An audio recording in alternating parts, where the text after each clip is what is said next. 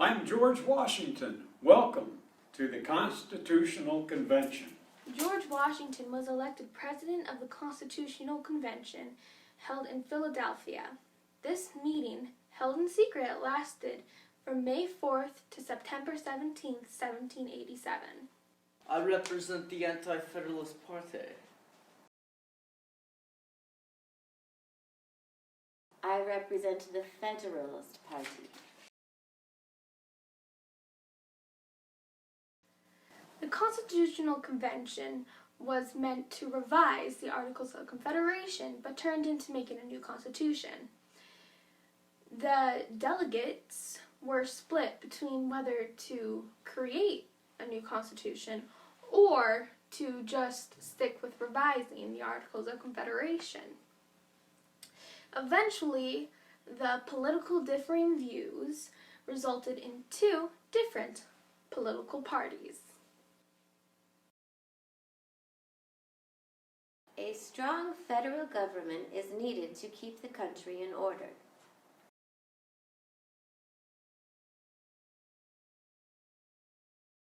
The federal government would take away too much power from the states. As the convention continued, many compromises were made. One of these was the Great Compromise. James Madison and Edmund Randolph proposed the Virginia Plan. We have a federal system of government with an executive, legislative, and judicial branch. The executive branch will carry out the laws. The legislative branch will make laws, and the judicial branch will interpret the laws. And how do you suppose we include the input of the people? I was just getting to that. The legislative branch will be comprised of representatives from each state based on their population. The more citizens in a state, the more representatives you're allowed to have in the legislative branch. What you're suggesting gives the larger states more powers over the smaller states. William Parson made the New Jersey Plan. The idea of the three branches is the same, but each state has the same number of representatives. How about a compromise? Roger Sherman proposes that the legislative branch have two houses. One will be the Senate, where each state has the same number of representatives. The other will be the House of Representatives, where the number of representatives are based on the state's population.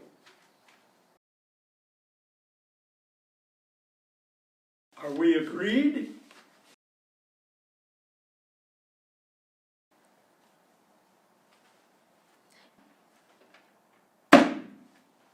In this Constitution, we have the enumerated and reserved powers, which lifts the specific powers that the federal government has.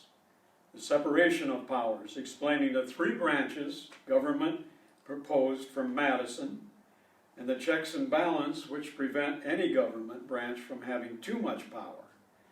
This is something we all agree on?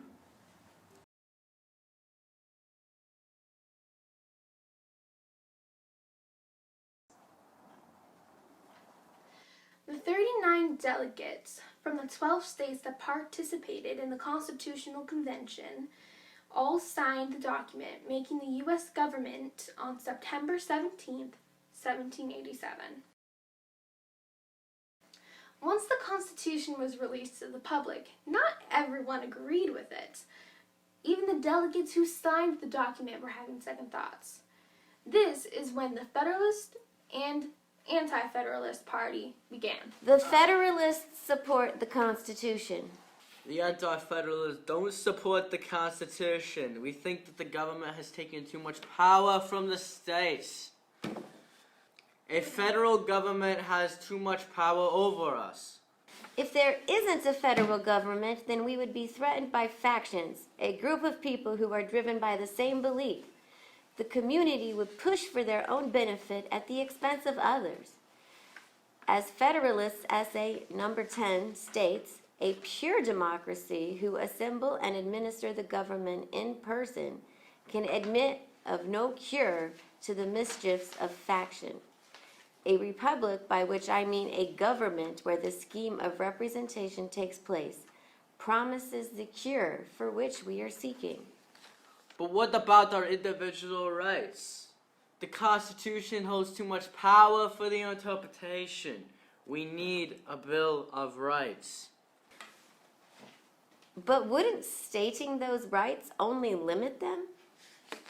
As Federalist Essay number 84 said, the Bill of Rights would contain various exceptions to powers not granted. Even so, the government is ruled by the people, not a king. Well, the people want a Bill of Rights.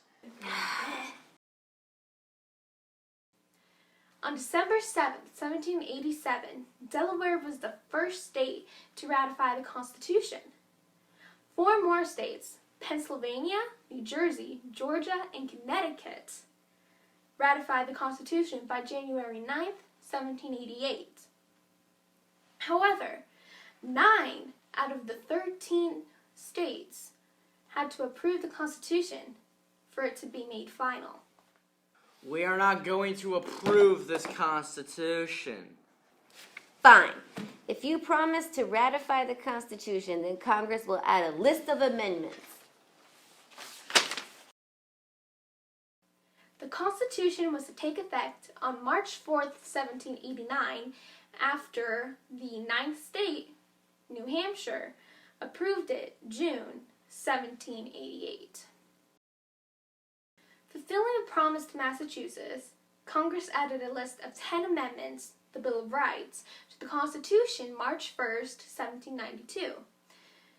These amendments, or changes, protected the rights of the people against the government. Since then, 17 more amendments were added. The majority of U.S. citizens were more at ease with the government once the Bill of Rights was added, and the Anti-Federalists were satisfied. For the time being. I am Alexander Hamilton, founding father and Federalist. Thank you for watching this video. Please like and subscribe so Diamond Knight Productions can create more videos. Time for the bloopers!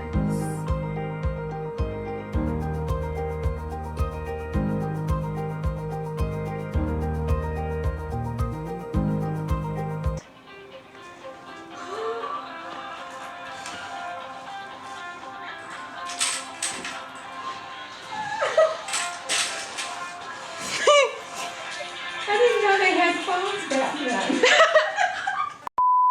Now ask smug and raise your hand like you're voting. Why are you drinking water while you're voting? You can do that. Again.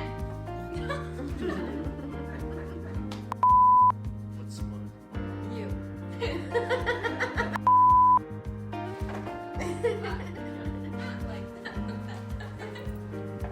Wash the window. Okay, what?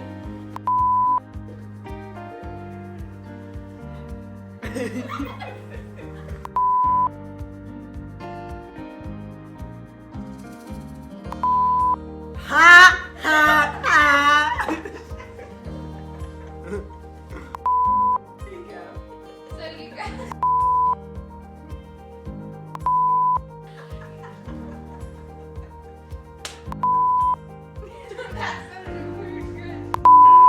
Lana, one of those hand raises have to be okay.